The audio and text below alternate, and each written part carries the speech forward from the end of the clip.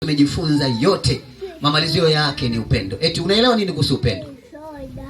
Maana tunaweza tukawa tunasema tu upendo upendo, ila upendo ni nini? Eti upendo ni nini kwa nafasi zetu? Kwa namna ninavyoelewa mimi, upendo ni hali ya kujali, kuthamini, sawa, kunyenyekea kitu, vitu au watu, pasipo kujali udhaifu wala mapungufu ambayo yapo katikati ya hicho unachokipenda. Hii ndio hali halisi ya neno upendo, kujali na kuthamini, sawa. Na zaidi ya hapo, kile ambacho unakiangalia, ikiwa ni kitu, watu, vitu, sawa, pasipo kujali madhaifu ama mapungufu yaliyopo katika kile. Na tukitaka twende kwa habari ya nafasi ya kujifunza hili somo, utalielewa vizuri, maana nimelitanua kidogo kwa namna ya uelewa wako. Tulichojifunza sana mambo upendo. Wengine wanapanda hapa wanasema upendo, jamani, tupendane, tusiwe tunapigana vikumbo. Kila mmoja anasema kwa namna yake, na mimi leo nasema kwa namna yangu, sawa, ili upate nafasi ya kuelewa. Ukisoma vizuri kitabu cha Wakorintho wa kwanza sura ya 13 kuanzia mstari wa kwanza mpaka 13, unasema nini? Aliye na Biblia karibu, kwa sababu tunamalizia leo, tunapiga na vifungu. Unaelewa aliye karibu na Biblia ambaye anaweza kututafutia Wakorintho wa kwanza 13 kuanzia mstari wa kwanza pale mpaka 13. Tusome haraka haraka. Paulo anawaeleza nini watu kuhusu upendo? Sura ya kwanza. Sura ya 13. Sema kwa lugha ya wanadamu na za malaika, kama si upendo, nimekuwa shaba iliyo ayo na upatu uvumao. Tena nijapokuwa na unabii mirifu kiasi cha kuweza kuhamisha milima, kama sina upendo si kitu mimi. Tena nikitoa mali zangu zote kuwalisha maskini, tena nikijitoa mwili wangu niungue moto, kama sina upendo hainifai kitu. Upendo huvumilia, ufadhili. Upendo jifunza zaidi, unapata nafasi ya kuelewa kumbe hata mimi nilipo kuna uwezekano mkubwa bado sijakizi vigezo vya kuwa na upendo. Sijafika kiwango ambacho Paulo anasema katika maandiko yake kwenye Wakorintho wa kwanza sura ya 13 mstari wa kwanza mpaka 13. Kuna mambo mengi ambayo yamepelea. Kuna vitu vingi ambavyo vimepungua.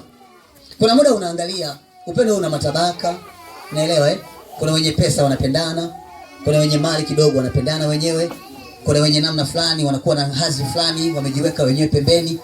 Kuna jinsi ambayo inaonekana tofauti na ile ambayo tunajua sisi kwa habari ya ukweli wa upendo.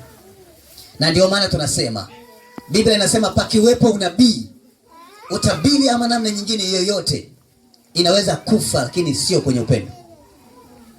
Lililoshukuru sana katika imani, tumaini na upendo ni upendo. Anasema nijapoungua kwenye moto, nikitoa mali zangu zote, kama sina upendo, nimekuwa shaba tupu ambayo haina kitu. Kuna namna maisha ya mwanadamu yamebadilika kupitia namna anavyoishi. Biblia inasema Yesu alitupenda sana. Aliupenda ulimwengu hata akamtoa, Mungu aliupenda ulimwengu hata akamtoa mwana pekee afe kwa ajili ya ulimwengu, ili kila muamini asipotee bali awe na uzima kwa ajili yake. Kuna namna ambayo inawezekana ikasimama katikati mahali ulipo, ukajikuta hauwezi kupiga hatua, lakini kumbe uchawi ulio ndani yako ni upendo. Kuna namna inawezekana ukajikuta hauwezi kuwa na mwendo ambao Mungu anautaka, lakini kumbe shida kuu ni upendo. Upendo hauangalii namna tunavyoweza kuangalia sisi. Upendo hauna namna ambayo tunakuwa nayo sisi kibinadamu. Asubuhi tumefundishana sana, lakini leo nataka nimalizie na hili upendo, ili nikujaze nafasi ya kujua unatakiwa kuwaje ili umuone Mungu. Unajua Biblia imeandika nini? Mbinguni hakutaingia chochote kilicho kinyonge, chochote. Mbinguni kunaingia vile vilivyo takatifu na alivyo aminifu. Upendo haupendi udhalimu. Kuna namna unaweza ukamtazama mtu anayepatwa mabaya kwa sababu tu labda alijaribu kukugusa ukasikia raha. Hapa tufuatiliane. Unajua namna tunavyoishi sisi, kila mmoja hapa ameweka upendo wake mahali fulani, kwenye kitu fulani ambacho ukitaka kumuona anaongea, kiguse.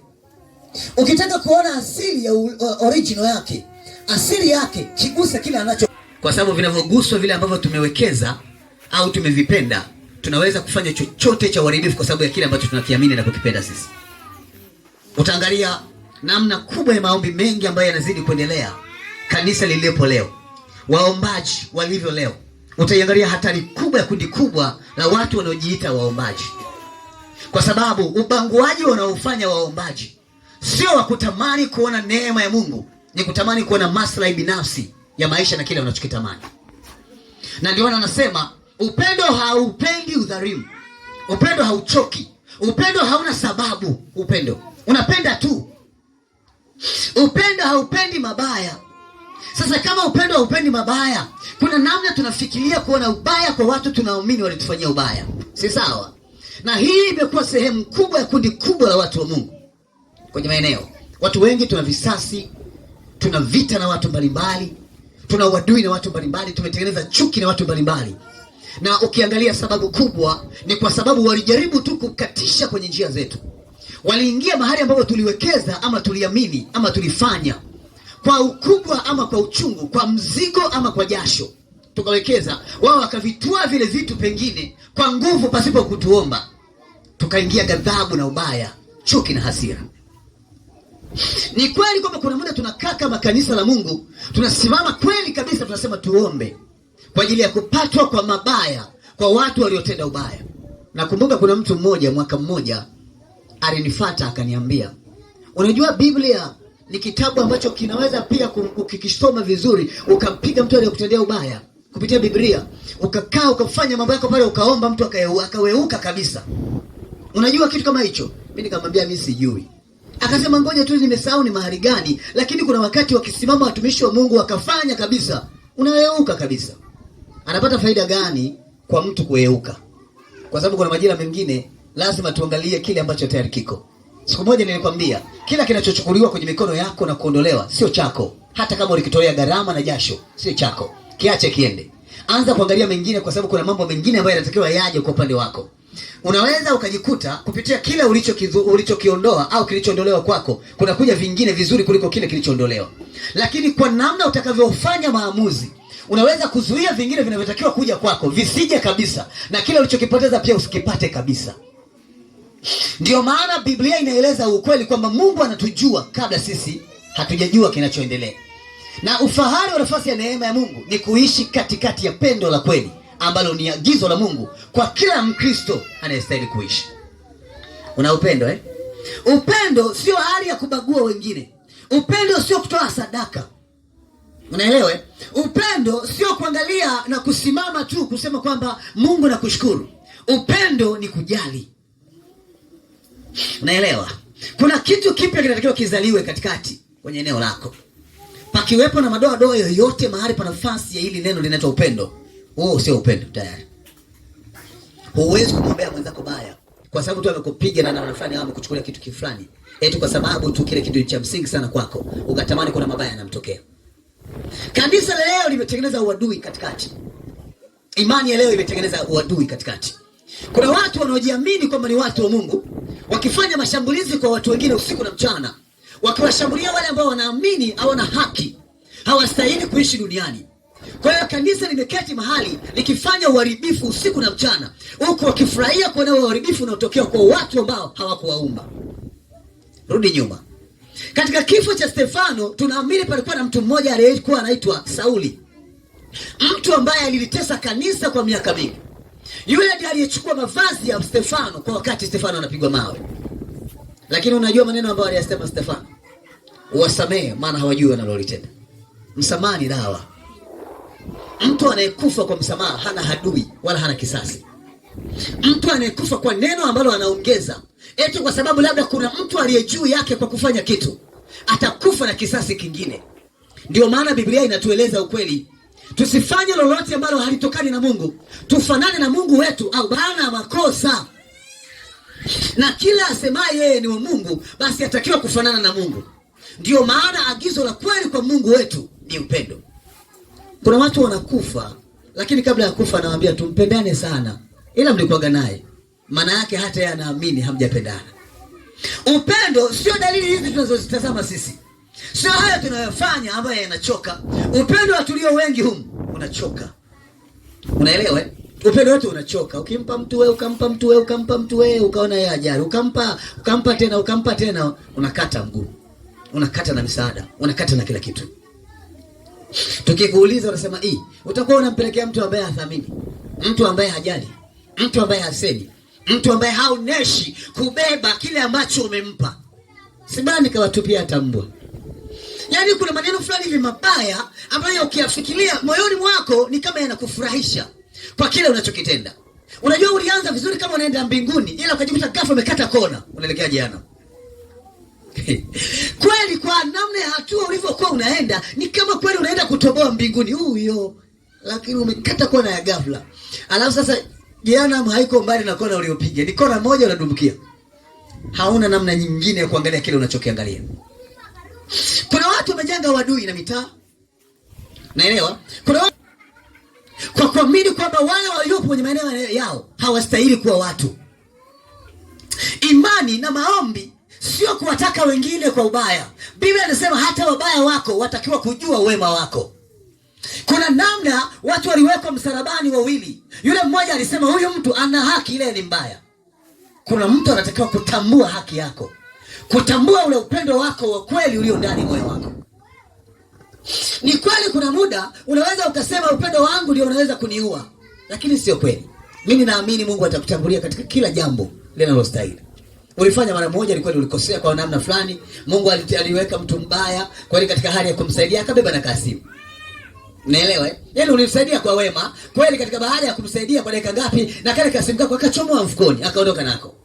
Ukaapa kwa jina la Yesu, sitatoa msaada tena. Maana yake ndio umekata cross, unaelekea jana. Yaani huna ambacho unaweza kuwa nacho, kwa sababu inawezekana Kasimu ulikonyang'anywa ni kadogo. Pengine hata kwenye M-Pesa una 50 tu au 20. Unalilia nini? Mungu anatamani kukupa boom. Unaelewa? Yaani simu ni ya 120, akutafutie simu ya 500 na boom le kwenye simu yako liwe la kutosha. Pengine Halo-Pesa au M-Pesa isome milioni. Ulivyolaani, ulivyoapa, umeua kila kitu cha nafasi yako. Hasira ya vile tulivyo navyo mbele. Asubuhi tulisema kuna muda unavitazama vile ambavyo unaamini ni vyema machoni pako, na hivyo vinakupa hatua ya kuamua unataka nini. Vile unavyovitazama ndio vinavyokupa nguvu ya wewe kutamka, kuamua ama kuamuru, kutenda ubaya ama uzuri kwa vile ulivyo navyo, kitu ambacho sio kweli. Tunasimama tukisema kama watakatifu, tunaamini ni sisi kweli tuna haki, lakini kikawaida mtu wa Mungu anatakiwa kuona fahari ya kuona walio nje wanaingia ndani, sio walio nje wanabaki nje tu. Kwa maana kazi ya Mungu ni kuokoa, na kilicho kikuu kwenye maisha ya wanadamu kiukweli kabisa ni upendo. Hata wabaya wakijua huyu mtu ni mpole na upendo, watakukimbilia tu. Kuna muda kweli wanaweza wakafanya, lakini hawawezi kwenda kwa mtu mwingine, watakuja kwako. Biblia inataka kutujulisha habari ya ukweli wa kile ambacho Mungu anakitaka kwetu. Ni kweli kwamba kuna namna watu wa zamani walijipenda wenyewe, walifanya mambo ambayo waliamini ni sehemu ya nafasi ya msaada wao, lakini Yesu anasema yeye alikuja kutupenda sisi ambao tulistahili kufa. Haya, fikiria wewe, ni kwa neema umeokolewa. Ulivyookolewa basi umejua kwa wokovu ndio kila siku mashambulizi, wawe wachawi wote, mtaa wetu baki mweupe. Nani alikwambia kuna sehemu inakuwa nyeupe tu? Kuna wakati mchawi alizaliwa nao, anatakiwa kupata mwanga kupitia wewe. Wala uchawi wa mwenye uchawi hawezi kukudhuru wewe, mtu wa Mungu, huwezi. Hata kama atakuwekea dawa, atakuwekea chochote, Biblia inasema tutakula vya kufisha na hatufi. Unaelewa? Tutakanyaga nge na nyoka hawatatung'ata. Ulishajaribu kanyaga nge kwenye maisha yako? Ulishakanyaga nge? Sema usimjaribu Bwana Mungu wako. Ulishakanyaga nyoka? Unasema nyoka akanyagwa yanapondwa kichwa. Si sawa Kwa asili nafasi ya kile unachokitazama wewe unaona nini? Kuna mtu atakuja kwa lengo la ubaya lakini hawezi kufanikiwa, kwa maana Mungu yuko pamoja na wewe. Unanielewa? Tena anajua dhamira yako safi moyoni mwako, kwamba wewe umetoa kwa amani, sio kwa chuki. Hakuna kitu kizuri cha mtu wa Mungu kinachukuliwa, hakipo. Ndio maana ni ukweli kwamba katika hili kuna watu wanatakiwa wasiwe na sababu, hata waovu wakisimama mbele wakose cha kukushtaki. Unajua yule mtu alimwambia Yesu, kama wewe ni mtu wa Mungu jiokoe, utuokoe na sisi tukaendelea kufanya manufaa huko nje. Unajua kuna mambo ambayo yako sawa, yeye tamaa yake ni kuendelea kufanya dhambi. Ila Yesu aligeuka akamwangalia, hakusema neno. Ungekuwa wewe ndio unaenda mbinguni siku ungemfanyaje yule mtu? Kwa Kwa namna tulivyo na hasira, tunavyojiona sisi ni watu wa Mungu, ukimfanyaje yule mtu labda? Unajua ungesema kizazi chako na familia yako isikumbukwe kwenye ulimwengu. Yaani kama vile muumbaji, kuna watu wamewekea watu mipaka ya kuokoka. Mipaka kuiona neema na wokovu. Njoo sema kitabu cha Matendo ya Mitume usikie. Paulo alihubiri injili ya Mungu kwa wema na upendo. Akafanya msaada na wakaenda kuokoka watu wachawi. Wakapeleka vitabu vyao vya uaguzi. Wakapeleka uganga wao, wakaokoka. Na anasema thamani ya vitu alivyovichofa, alipoangalia namna Paulo anafanya na namna Paulo anasimama na namna Paulo anaishi, akamtamani. Akatupa uchawi, akamsogelea. Hivi kweli sisi wachawi wanatusogelea? Unajua akitusogelea anatusogelea na makombola. Kwa sababu leo anasema nimekuona. Katika kona yako uwawe. Unajua kuna vitu ambavyo tayari hata aliyeumba tu anaogopa kuua. Kuna mtu ana roho ya kikatili ndani. Huku tunasema tuna upendo, huku tunasema tunaenda mbinguni, huku tunaua. Unaelewa? Upendo hauchoki, hauna sababu. Upendo haufanyi madhara, upendo haupendi udhalimu. Udhalimu ni hali ya mtu kufanya kitu ambacho hakipendezi mbele za Bwana. Kuna hali ambayo sio ya kufurahisha moyoni mwako. Kuna namna unaitazama. Hebu tusiende mbali sana. Usije ukasema kaka anaongea tu ya kwake. Hebu rudi uangalie. Mwenye Biblia angalie kitabu cha Mathayo. Funua Mathayo 5 mstari wa 30 ngapi? 33 nafikiri. Wazi kusoma 35 33. Utusomee hapo 43 mpaka 48. Tusomee hilo eneo. Uangalie nini Mungu anasema. Kitabu cha Mathayo, Mathayo sura ya 5 mstari wa 43 mpaka 48. Soma hapo haraka. Usikie Yesu anasema nini? Sisi ambao tunajilia tumepewa mamlaka, amri. Tunafunga mbingu na nchi. Tutachokifunga duniani na mbinguni kinakuwa. Sikia Yesu anasema nini kwa habari ya watu hao. 43 mpaka 48. Iko kama sura 5 tu hapo katikati. Yesu anawaambia nini? Anawatahadharisha nini watu? Anatuambia nini sisi kanisa? Tunaojiona leo ni watu wa Mungu. Anasema nini? Soma vizuri.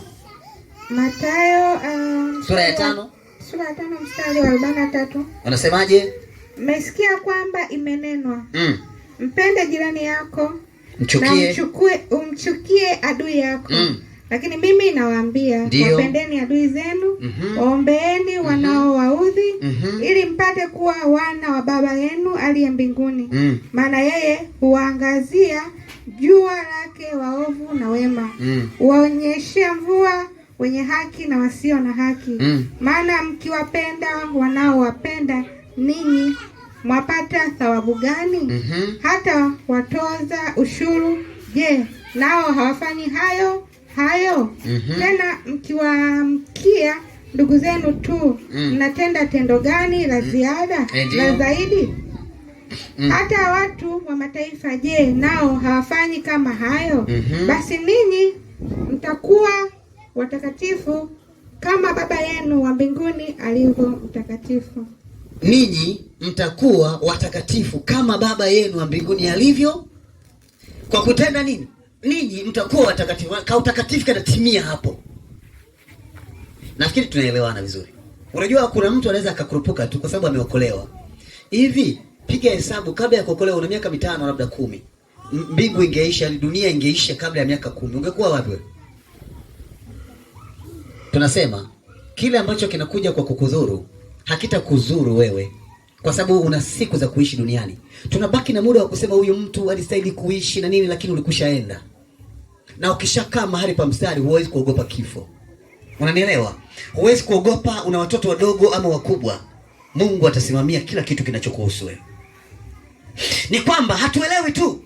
Ukirudi kwenye kitabu cha Danieli anasema kwenye sura 12, anazungumza habari ya namna ya watu wa leo wenye kujipenda, wenye hasira, watu fulani kama watawa, wenye mfano wa kumcha Mungu lakini ni wabaya kuliko kawaida. Mathayo 24 sura inazungumzia pia haya ambayo yanakuja kuonekana kwenye siku za leo. Hili ni kanisa? Jamani, hili ni kanisa au ni mzimu? Hii ni jehanamu ama ni kaburi?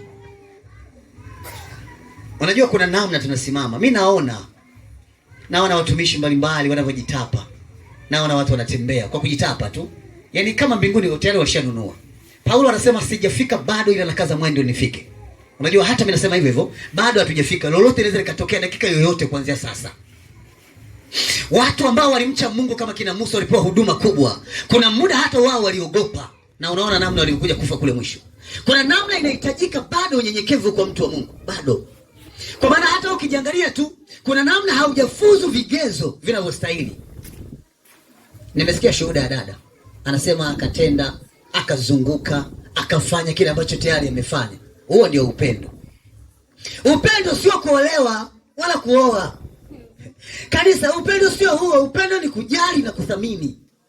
Upendo ni kujitoa kuwa mbele kwa ajili ya watu wengine, kujali vilivyo vizuri. Upendo sio kumfikiria mwingine vibaya. Upendo ni kumthamini na kumpenda. Habari ya nafasi aliniumiza wapi, alinipiga wapi, baada tu kwa sababu hiyo wewe unamlipa ubaya. Huo sio upendo kabisa. Hata wewe akija Mungu leo unaenda kule kule alikoenda huyo mwenzako, wote mnafuatana, hamtatofautiana. Wewe ni watumishi wa Mungu, ni kanisa, iwe ni ibada. Wewe ni waombaji ambao mnajiita siwa na deliverance, siwi nini. Wote mtajikuta mko kwenye kikapu kimoja. Maana Biblia imesema kwenye sura ya Mathayo 5, nafikiri pale nyuma kidogo, inazungumzia habari ya watu ambao walikuwa wakifanya miujiza. Tumesoma kwenye ile wa Korinto wa kwanza, hiyo sura ya 13 mstari wa kwanza mpaka 13. Biblia inaelezea habari ya mambo ambayo si kitu. Hata ukihamisha milima si kitu. Ukirudi kwenye ile Mathayo inazungumzia habari ya namna ambavyo watu walifanya miujiza. Yesu anasema, nitasema siwajui, tokeni kwangu. Kuna watu waliponya, walifanya miujiza, walitoa pepo na vitu vingine vingi. Anasema nitasema siwajui, tokeni kwangu. Huku Paulo anatuelezea upendo ukikosa adabu. Hata ukitoa mali zako kuwapa maskini, hata ukiungua moto, kama hauna upendo ni nini? Si kitu, ni bure. Hivi nyinyi mnaelewa maana upendo Mimi Mungu ananiambia nimalizie hili. Upendo ni bora ulie ile unapenda. Unaelewa? Upendo sio kulipa kisasi, sio kulipa kibaya. Mimi nimesema ukitaka kutujua tuchokonoe pale tunapopenda. Unaelewa? Njoo uguse yale maeneo ambayo tunajua ni maeneo ya kwetu, tumewekeza. Alafu utaona kinachotokea. Tutasikia watumishi wa Mungu tuungane kwa ajili ya kufanya mashambulizi, arudishe huko alikobeba, arudishe, akose raha. Kama mtu kako hospitali kila ukipima kana ugonjwa. Na baada ya muda utasikia watu wanasema, natoa shuhuda jamani, haleluya, yule mbaya yangu si amekufa juzi. Hivi wewe ni mzuri Kwa sababu kuna muda ubaya ule. Unajua Yesu anasema kwa kipimo kile mnachowapimia wenzenu, na wapimia na nyie. Sisi hatukosei ni watakatifu. Nilisikia kuna makanisa mengine wanasema wakiomba toba mara moja hawaombi tena, maana wao wamekuwa watakatifu. Yaani dunia ina maajabu hii. Dunia ina vitu vingi vya ajabu. Yaani kila kitu kinapanda namna kinavyotaka kupanda kwa nafasi yake. Lakini nini kinaonekana? Unajua tusipokuwa makini, tutazua kitu ambacho kitaleta balaa kubwa mbele. Tutazua hatari ambayo hatutaweza kuizima kwa nguvu wala kwa mabomu. Tutazua. Maana kile kinachofundishwa kwenye imani za watu wengi ni kupotosha, sio kufundisha. Sio kuelimisha, sio kujenga. Eti Wakristo na wenyewe wamesimama mahali wanafanya kisasi. Kanisa ndio sehemu halisi ya amani kuliko eneo lingine. Ila kanisa la leo ni uwanja wa vita na machafuko, sio amani. Maeneo ambayo wangekimbilia watu, maeneo ambayo watu wangeona amani, maeneo ambayo watu wangeona upendo. Biblia inasema, Nebukadneza anasema sijawahi kuona baya kwa Daniel, japokuwa alitendewa ubaya yule baba. Biblia inasema Nebukadneza akashinda usiku na mchana, anamlilia Daniel, anamuombea Danieli baada ya kuwa ameingia ametupwa kwenye tundu la simba. Saa 12 ndio mtu wa kwanza anamwambia Danieli, mtu wa Mungu, uko hai wewe? Daniel anasema niko hai, sijafa. Akaona hapa natangua sheria. Vunja ile milango, mtoe Danieli, anamkumbatia na mvuta. Mtoto wa Mungu, iko amani. Yule ndio mtu mwenye kupenda. Kuna kitu ndani kimekosekana kwenye maisha ya leo. Tukifanya haya, maana yake hatutazaa lile pendo la kweli, tunazaa uovu. Unajua kinachoonekana? Sio kwamba eti tunafanya hivi kwa kuonesha nafasi. Maana yake kuna kisasi na uadui unazaliwa usiku na mchana. Nafikiri tunaelewana. Nilisikia kuna watu wanasema fanya mashambulizi. Haya inuka. Jamani ni muda wa kushambulia. Shambulia anga. Jamani. Lakini ni kweli unamshambulia ibilisi au unashambulia watu? Eti dada. Ni kweli unamshambulia ibilisi au unashambulia watu? Na kwa nini unashambulia? Kimekuuma. Lakini wewe ni nani? Kwa sababu na wewe ulitoka huko. uko huko. Kuna muda kama Mungu angesema atuhesabie hukumu kwa dhambi ile, hata wewe ungekufa. Usingekuwa hapo ulipo. Kwa nini unapenda kuona ubaya wa watu wengine? Eti kwa sababu tu alikugusa wewe katika hali fulani. Nilisema hata mimi nilikuwa nashangaa. Kuna watu hata huko ndani, wengine leo kanuna, kesho kacheka. Kesho kamweka huyu hapa, kesho kani. Kuna mambo mengine tushaomba msamaha, unasikia tu juzi nimeshakusamehe lakini siwezi kusahau. Sasa shida nini sasa? Eti shida nini? Wewe ni wa kwanza kutenda ubaya huu. Yesu alisema kama mimi ni mti mbichi nafanywa haya. Nyinyi je? Unajua kuna wakati watu wanazo sababu za kutulaumu. Ni kweli. Yesu alikosa sababu ya kulaumiwa na alilaumiwa na hakulaani. Sisi ambazo ni kweli tuna namna, tuna haki ya kulaumiwa kabisa. Shambulia. I say. Shambulia, kuna mtu amempiga mume wake mpaka shingo imeenda upande. Shambulia ili anyoke. Shambulia. Lakini mwisho siku ni wewe unatakiwa kumhudumia. Ili hujajiona kama unazidi kuleta shida juu ya shida. Kuna mambo ambayo tunayatazama, ni kweli. Kuna vitu tunaviona. Kanisa ilikuwa ni sehemu ya ibada. Kanisa ndio sehemu ya kutafuta amani na upendo. Kanisa sio uwanja wa kushambulia na kuingiza visasi. Kanisa sio sehemu ya kuchochea uovu. Sio sehemu ya kusema ubaya wa kitu tunachokiona. Iwe ni kwa taifa au kwa watu. Na sisi tuko humu. Nilikwambia siku moja, ni kweli kwamba inawezekana unaitamkia tamko taifa, unanenea mabaya, unasema juu habari ya watu fulani, lakini ukumbuke na wewe humu ndani ya taifa hilo hilo. Na wewe ni una watu humo na una ndugu na jamaa wako humo. Usizani kwamba kukutulaani na wewe utanusurika, utakutwa. Siku moja nilikuwa namfundisha mtu mmoja habari ya nguvu ya laana. Nikamwambia kuna namna Elia alikuwa akitema vitu, akifanya uwaji. Baada ya kuwaua wale watu 400, anarudi nyumbani, anakuta kuna manabii 450 wa Mungu wamechinjwa kama alivyochinja wale manabii. Hivyo unaelewa kisasi wewe? Yule alipewa nguvu ya kufanya, lakini kile alichokitenda akigeuka nyuma anakuta ametendewa na yeye. Ile mbio aliyokimbia kwenda mlima Karmeli, analia, anamwambia Mungu ameua manabii wako wote, nimesalia mimi. Yeye aliwafanyaje wale wengine? Jamani, haya mambo tujifunze. Unajua kuna muda unaweza ukafikiri mtu aliye na amani ni asiye na kisasi tu, asiyeje kufanya uovu. Huyo popote anaweza kutembea, hata akiuawa hana doa. Unaelewa vizuri eh? Unaweza kutamka mambo mengi sana kwenye ulimwengu au kwenye taifa. Wako watu wanategemea, viongozi wa taifa na nchi, dunia, walikuwa wanahitaji kuiona amani katikati ya kanisa, lakini kanisa ndio limekuwa mwanzo wa vita na moto. Shambulia. Shambulia kona. Shambulia kona za ulimwengu, ofisi zote za dunia, shambulia. Sasa unamshambulia nani? Kwa sababu mwisho wa siku unaua mtu ambaye hana hatia. Tunaamini vita yetu sio vita ya damu na nyama, si kweli? Ni vita juu ya falme na uovu, juu ya ulimwengu wa roho wabaya. Unayemshambulia, ushawahi kuona jini limeanguka limekufa? Eti unaposhuhudia kwamba adui yangu amekufa nyuma, si mtu yule. Ana roho ya Mungu, hakujiumba, aliumbwa na Mungu. Ni wa thamani, alikuwa na kazi fulani. Ulishawahi kufikiria labda angekuwa chombo cha Bwana angefanya nini? Ila unafurahi kwa sababu amenipisha. Kwamba ni kweli amenipisha, na nimeona maombi ya namna hii mengi sana. Haya maombi yanakela, unajua. Lakini ndio maombi wengine wanasema au kaka Chezi ni mchawi. Anajitetea ili tusimpige faya. Aje gongeni tu. Lakini ujue kipimo unachokifanya ndio kitu ambacho unaweza kufanya. Ndio maana kuna maisha ya watu yamekosa amani kabisa. Ni wana deliverance lakini hawana amani kabisa. Usiku na mchana wako kwenye vita tu. Hauna muda utasikia furaha. Yaani wao ukisinzia utasikia mapigo ya moyo. Mapigo ya moyo yanaanza kudunda. Pata kupana mtu mbaya kwenye ile eneo. Pata kupana. Yaani kuna vitu vya maajabu. Kuna mtu mwingine nilikutana naye kama kaeuka. Anatamani kwa pata sisi roho Mungu amenikataza nisimpe mkono. Hivi wewe una shida gani moyoni? Mwanadamu aliyeumbwa na Mungu, Mungu amenikataza kabisa. Kwa hiyo mimi nampa mkono, Mungu amemkataza arudisha nyuma. Ni vitu vingine ni vya ajabu. Lakini sikushangaa, nikaona ni kitu cha kawaida sana kwenye maisha. Unajua Biblia inasema tusiwaangalie wale wabaya kwa kuwapa mikono, maana wanaweza kutuloga. Mkono wa mtu wa Mungu ni moto. Ni upanga. Ni zaidi ya namna unavyofikiri wewe. Huwezi kudhurika kwa vitu vya kawaida, huwezi. Hakuna mbinu ya rohoni inaweza kumuua mtu wa roho. Labda mbinu za mwili. Ndio maana wanawashindwaga, wanaamua kuwachinja. Mwisho ni kuwapiga mawe, wafe kwa vifo vya kawaida. Hawafi au majamaa hawafagi. Kuna mtu alikuwa anaitwa Bartimayo, walimpika yule jamaa, alipikwa afi. Wewe unafikiri mchezo?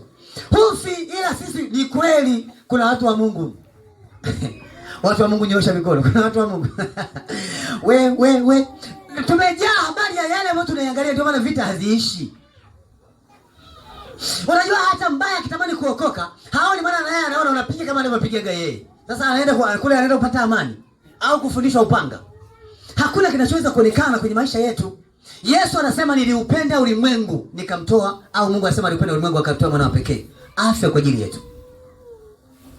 Afya kwa ajili ya sisi jamani. Mimi namalizia kabisa, leo ni zamu yangu namalizia. Lakini nataka uelewe habari ya kitu hiki. Nyewe wana deliverance kokote mliko duniani, endeleeni, lakini mjue kama kweli mtaenda mbinguni, labda uungame upya. Lakini hakuna msamaha mahali pa mtu atendaye dhambi. Kama hajataka kufanya msamaha mwenyewe, huo msamaha hakuna. Maana huwezi kutafutia msamaha kati unajua kosa lako. Lakini kwa makosa yale unaotenda, ndio maana hii inaweza kukupa shida kwa nafasi yako. Kitabu cha Mambo ya Lawi kinazungumzia namna ambavyo Biblia ilikuwa inawapa haki kuwapiga watu waliokuta wanafanya dhambi, zinaa ama uovu, mwizi au mtu mbalimbali. Zamani walikuwa wanawapiga mawe mpaka wanakufa. Ila Biblia ilikuwa inasema kama mmemkamata mtu huyo ikiwa ni mapambazuko, msimuue. Kwa maana mkimuua mnaitia siku unajisi na laana.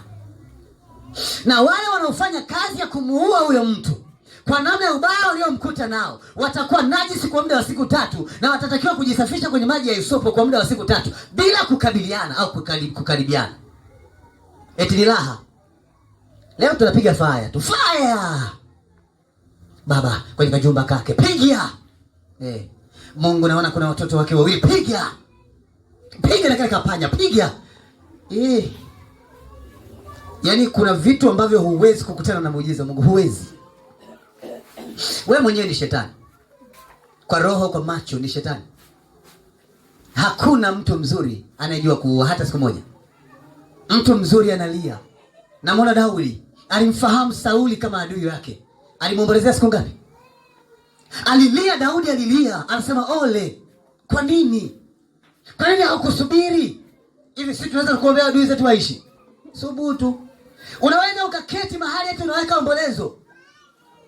Kuna jemadari mmoja ambaye alifanya ubaya, alishindana Yoabu, nakumbuka ni nani? Nani? Abuneri nafikiri. Ambaye alifanya vita, alikuwa ni mkuu nyuma wa Sauli. Unamwelewa ni wafalme nafikiri. Abuneri, unamkumbuka? Ambaye alifanya vita usiku na mchana, alienda kujipatanisha na Daudi mwishoni. Kwa sababu jamaa alikuwa na adui na watu, aliwahi kuua ndugu zake fulani ambao walikuwa wameshamana na Daudi tayari. Wale watu walivyoona patano la yeye na Daudi, wakamvizia wakamuua. Unajua alichokifanya Daudi? Yule aliyemuua yule jamaa naye alimuua. Alafu akamwombolezea Abuneri kwa siku nyingi. Watu wakasema hamna, alikuwa na kisasi, alifanya tu njama. Lakini walipoona amevaa mavazi ya magunia, analia kwa kifo chake, wakajua jamaa huyo hakuhusika kabisa. Hili analofanya hawezi kufanya mtu ambaye anapenda adui yake afe. Ndio zamani za ruksa, mchinje adui yako shingo kwa shingo. Yeye amemsamehe. Anasikia uchungu kuona kifo cha mtu. Tushaye kusikia hata uchungu siku moja? Tunaenda mbinguni twende mbinguni jamani, twende mbinguni. Kama unajiamini nyenyuka, twende mbinguni. Unaenda mbinguni kwa hali ulionayo? Wala kanisa hili tusilifiche saizi. Maana msije mkaingia jana mkasema kutuombeaga. Tuwaambie kabisa mapema. Kila mmoja ajichague ni nani na anatakiwa kwenda wapi. Hatukupewa wokovu ili tuue ama tufanye mashambulizi kwa wengine. Tulipewa wokovu ili tupende. Na kupenda ni hivyo. Hakuna msamaha. Upendo hauna sababu. Jamani, upendo hauna dhambi. Upendo hauna uchafu. Upendo una huruma. Upendo hauna kidogo. Upendo unakujali tu. Unanielewa vizuri Mama, kaka, dada, mama, kaka, twende mbinguni. Kwa wapenzi wetu, unaangalia, unaanza kuona wengine tu hapa ndoa zao ni chungu. Baba hajaja na mafuta, wamenuniana. Kuna namna nyingine sema hawa bila kuwanunia hawawezi kufanya unachotaka wafanye. Lakini kuna vitu ambavyo lazima tuvijue. Kama kanisa tunahitaji nini? Yesu anasema imeandikwa, mpende jirani yako, mchukie. Lakini mimi leo nawaambia nini? Mpende adui yako. Na ni kweli, kama tukifanya haya machache, na wao wana sababu walifanya kwa watu wachache, sisi tunakuwa wapi? Maana na wao wanatakiwa walipe kwa yale ambao walifanyiwa, si ndivyo? Kama wao walitenda, waliokoana, walikuwa wameenda kuvunja nyumba. Hapa na hapa mwenzake akakoma kwenye fence, jamaa akampiga tafu, akamrusha kwa nje. Eti sio rafiki huyo? Unatakiwa kulipa huo wema. Huo ni wema alitenda. Kama wao wanatendeana hayo, sisi je? Kanisa leo wanacheka, kesho wananuna. Hawa leo wanaonekana wako hivi, kesho kutoka wako hivi. Kila mtu anajaribu kutamani kuishi vile anavyotaka kuishi. Sema nimeshalijua kanisa. Sasa wala siumizi kichwa. Nataka niishi bila stress. Utakuta tu maneno tu chini chini tunaendelea. I say, bado hata hujafika, usianze kuangalia mwenzako, jiangalie wewe. Ni kweli kuna mtu ni mtolo sana ibadani, akija leo wiki haji. Unaelewa? Angalia kwanza nafasi yako, lia na uwezo wako na nafasi yako. Kama kina Daudi walipewa haki ya kuua watu, waliwalilia wale ambao walikufa. Daudi anamweka, Mungu anamweka Sauli kwenye mikono ya Daudi zaidi ya mara 3. Daudi anaogopa kumzuru, anasema huyu ni Masiya wa Bwana. Hivi jamani, kweli inawezekana? Kibinadamu kweli inawezekana? Kuna roho fulani hivi iko ndani ya mtu. Ndio mimi nazungumza. Mmekuwa na maadui wangapi? Kuna mtu anaamini eti kuna mtu anamchawia kwenye biashara, hauzi, kwenye kazi yake hafanyi biashara. Kwa hiyo kila akimuona anajaribu kufanya vile anavyoweza kufanya kwa nafasi yake ili kumuondoa yule ambaye anaamini ni adui yake kwenye eneo lake. Fahari na mali vinakupeleka wapi? Unajua kuna namna ili kuwa kwenye nafasi yako kwa jinsi ambavyo iko. Ngoja nikusimulie hiki kisa, labda utaelewa. Kuna mtu mmoja alikuwa ni mtu wa Mungu. Alikuwa anafanya biashara za matunda hiyo miaka. Akapata neema na kufanikiwa sana katika biashara yake. Unajua wabaya huwa hawakosi kwenye mtaa. Kuna mtu mmoja akajaribu kufanya ubaya ili kuliharibu jina lake. Yule mtu alikuwa ni mtu wa Mungu ambaye alipata vile vitu kwa neema. Mungu alimwambia nitakupa, iko siku nitakupa. Kwa hiyo alimpa kupitia matunda, biashara. Akastawi sana, akawa mtu maarufu. Siku moja anaingia kwenye meza yake, jioni Mungu anamwambia tu pitia. Imeshafungwa, pitia. Anapita, anamkuta yule jamaa mezani, anazunguka ile meza. Anafanya kitu yake, anaenda hivi, anarudi. Sauti ya Mungu ikamwambia usimsogelee, muache kwanza amalizie. Wewe unaweza ukamwacha? Sauti ya Mungu, roho ya Mungu ndani anamwambia usimsogelee, muache amalizie kuloga. Tutakanyaga nge na nyoka. Jamaa akasema nasikia roho inachafuka ndani. Mungu akamwambia itulize, tena isafishe. Na ukimwangalia mtu anayetenda ubaya ni mtu ambaye kutwa yuko kwake anaomba msaada. Unanielewa vizuri? Mtu ambaye hata chakula cha siku hanaga mpaka akuombe. Kuna muda jioni anakula parachichi tu analala. Na yule baba alikuwa na huruma. Kwa hiyo kuna muda jioni akitoka huko amepata kafaida kake anakagawa. Kuna kingine amewanunulia wao, anasema basi mtanani, haya ni maisha tu, ni mapito yatapita. Ndio amemkuta kwenye meza analoga. Ungekuwa ni wewe unamfanyaje? Mungu anamwambia subiri kwanza, usimzuru. Wala usifanye chochote, mwache amalizie kuanga. Kazunguka meza, hapa na hapa, jamaa amekaa zake tu kwenye kona, namsikia anasema, "Asiuze kuanzia leo, na ichafua biashara na nini." Kutoka hapa akamaliza, akavua nguo, akajisaidia pale haja kubwa, akafunika. Alipomaliza jamaa akatokea, Mungu anambia nenda, ila usifanye chochote kibaya kwa sababu ukijichafua kwa namna yoyote utafunga biashara yako. Akamkuta, akamwambia umemaliza. Alipomuona akatetemeka. Akasikia kama vile ganzi. Akamwambia umemaliza ulichokuwa unakifanya, basi uende na amani ya Bwana. Hakumgusa, hakufanya chochote. Yule baba aliondoka anatetemeka ndani. Na ni majirani. Mtu aliyekuwa anamsaidia ndio alitamani kuona anafilisika, anaishiwa kila kitu kwenye nafasi yake.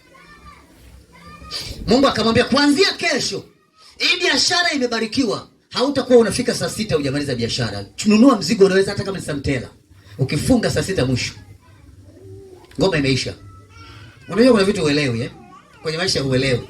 Hapa kuna watu wanakaa mezani mpaka muda wa Bwana nilikwambia wanakula na hujauza. Kuna mtu anauza kwa masaa. Amepewa neema ya Mungu. Ni ukweli kwamba saa 6 ile biashara hakuna hata tunda moja kwenye meza yake. Watu wanagombania. Kama vile wameshushwa malaika wanataka kula. Na mimi.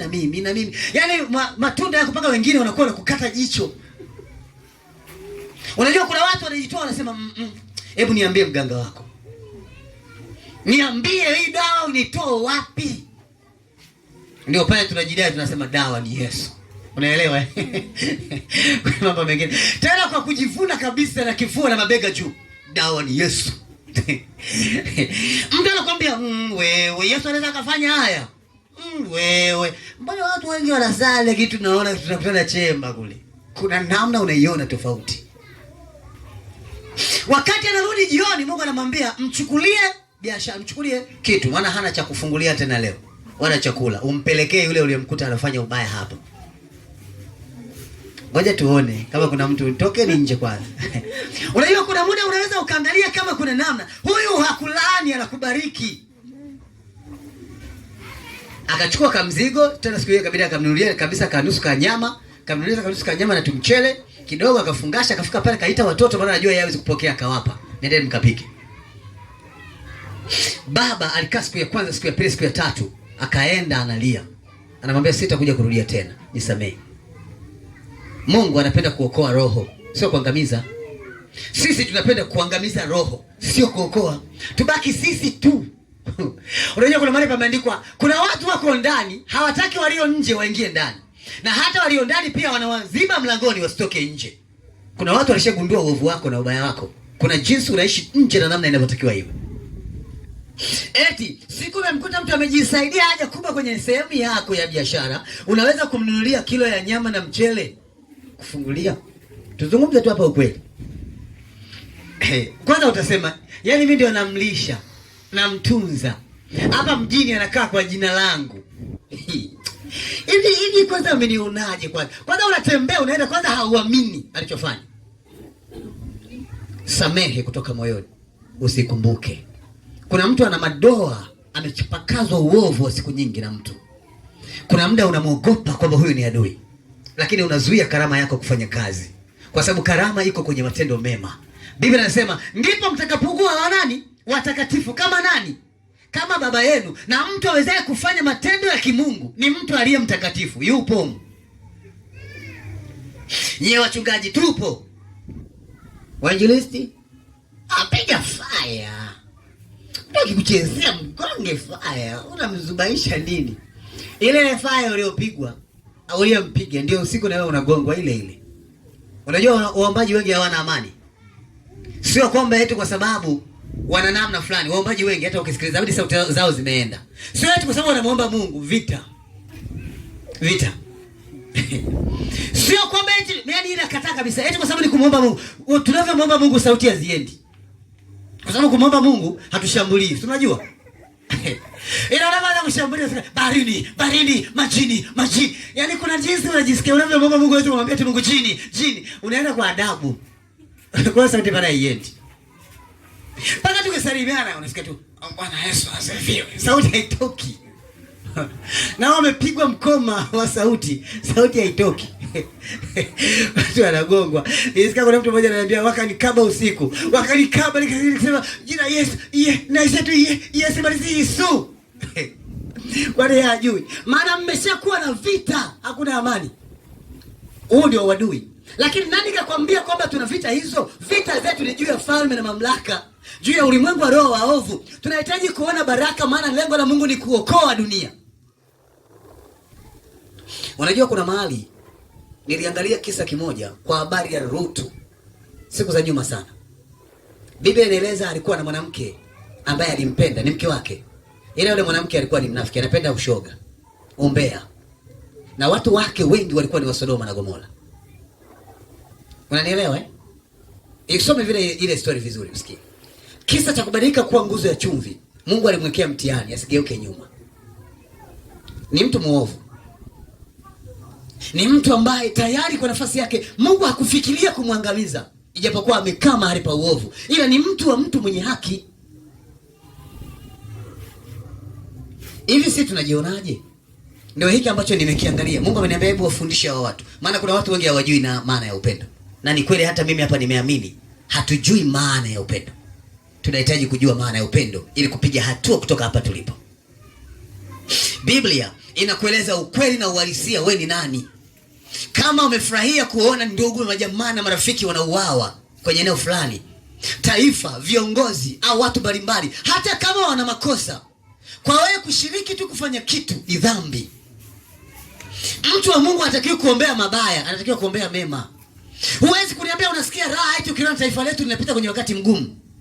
Huwezi kusikia, siwezi kuamini kama ni kweli na wewe unasikia raha eti siku moja na sisi tukae mahali pa vita kwa sababu ya uchochezi. Uone kuna watu wanakufa kwa ajili ya maslahi yako binafsi tu. Mimi sijui. Sijui wengine tunafikiriaje, sijui. Lakini kila roho ni ya thamani jamani. Hata kama ni maskini lakini ni ya thamani mbele za Bwana. Mungu aliumba ina kazi. Ndio maana watu wa Mungu wanaomboleza, wanalia vilio. Daudi alilia. Abuneri, nani kakuua? Nani kafanya ubaya huu? Nani katenda jambo hili? Nani kakutendea hiki kitu? Mimi nilipatana na wewe. Wewe ulikuwa chombo tayari cha Bwana. Ulibadilika. Ule ujuzi wako tungeutumia kwa maslahi na faida kwa watu wengine. Kuna watu walipeleka vitabu wakaacha uchawi. Paulo anasema hiyo ndio imani, huo ndio wokovu. Kanisa la leo kuna watu wanaokoka, wakiokoka leo kesho wanaacha. Ndio mambo tunayotazama kwa sababu hatuna ile neema ya Mungu. Mtu akiingia kanisani anakutana na maneno majungu, umbea mwingi sana. Mengi sana mabaya ya kunena. Sawa. Na kuna wengine ambao tayari tumejihesabia haki. Unajua, siku Mungu akija hata wapige nyie, sio atatupiga. Lakini ukweli ni huo. Natamani kukuona unakaa mahali pa nafasi yako, unatafakari kisa hiki. Hapa tunamalizia. Nataka ujue umuhimu wa nafasi ya jambo hili. Acha. Sio kwamba eti Mungu hataki uwe na amani. Anataka sana. Ila wewe hutaki kuwa na amani. Kwa sababu umezua vitu ambavyo sio vya kwako. Unafanya mambo ambayo sio ya kwako. Unaombea mabaya kwa watu wengine. Kwa kiwango na kipimo kile wapimiacho wengine. Na wewe utapimiwa. Unaona Tumeona kwa nafasi fulani. Nilikutana na mwombaji mmoja. Alikuwa anaomba usiku na maombi ya visasi. Asubuhi anaamka mtoto wake amezimia. Hana pa kuelekea. Unanielewa Yaani kuna visa ambavyo kibiblia vinaonekana, inabidi umuamshe. Alia kuloga, natoa uchawi. Yaani kwako hautapata amani. Mbona sisi tunatembea tunakanyaga nge na nyoka? Tuumi. Unaelewa Yaani unakanyaga nge. Mimi sina adui, niseme tu ukweli. Sina adui. Sawa. Sina adui hapa duniani. Mwanadamu yeyote anaitwa mwanadamu ambaye ameumbwa na roho ya Mungu. Sina adui na mtu. Uadui wetu ni falme za uovu. Majeshi roho mbaya. Kuyafukuza kutoka kwa watu, wale watu wawe huru. Na wenyewe siku moja wahubiri injili, tusikie wanagonga injili hapa.